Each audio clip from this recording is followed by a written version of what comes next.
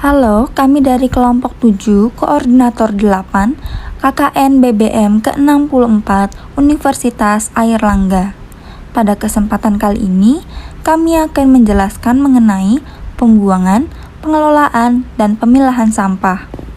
Kondisi tempat pembuangan sampah terpadu TPST Bantar Gebang sangat memprihatinkan dan diperkirakan akan penuh pada tahun 2022. Jika volume sampah tidak dikurangi. Lalu, bagaimana cara yang dapat dilakukan untuk menghadapi masalah ini?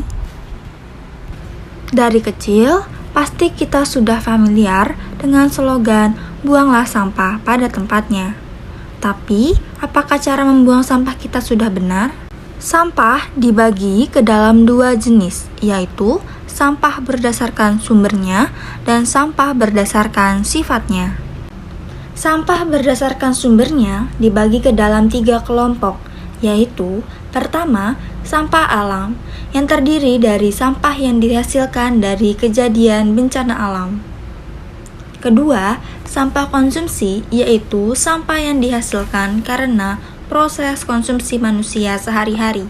Dan yang ketiga, sampah industri, yaitu sampah yang dihasilkan dari industri pabrik.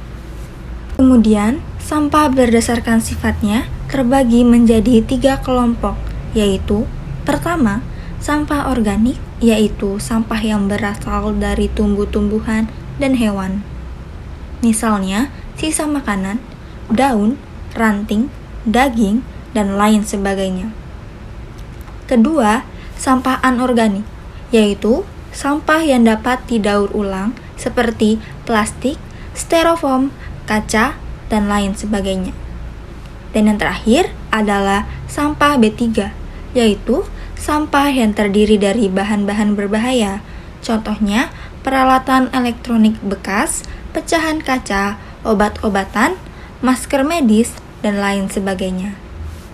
Sampah berdasarkan sifatnya ini juga digunakan sebagai dasar program pemilahan sampah yang dilaksanakan oleh pemerintah. Sampah organik ditandai dengan tempat sampah berwarna hijau, sampah anorganik ditandai dengan tempat sampah berwarna kuning, dan sampah B3 ditandai dengan tempat sampah berwarna merah. Kemudian, bagaimana cara pembuangan sampah yang dianjurkan? Berikut metode-metode pembuangan sampah yang dianjurkan. Yang pertama adalah metode composting, yaitu pembuangan sampah yang dimaksud untuk membuat kompos. Biasanya dilakukan untuk membuang dan mengolah sampah organik dan dapat dilakukan dengan membuat biopori. Yang kedua adalah metode grinding system, yaitu pembuangan sampah basah yang berasal dari sisa makanan. Yang ketiga adalah sanitary landfill, yaitu pembuangan sampah ke tempat-tempat rendah. Dan yang terakhir adalah incineration, yaitu pembakaran sampah panas yang dihasilkan dapat dimanfaatkan untuk energi pembangkit listrik. Namun, pembakaran yang dilakukan harus dilakukan oleh unit pengelolaan sampah ya, tidak boleh sembarangan, karena gas yang dihasilkan dapat menjadi bahaya.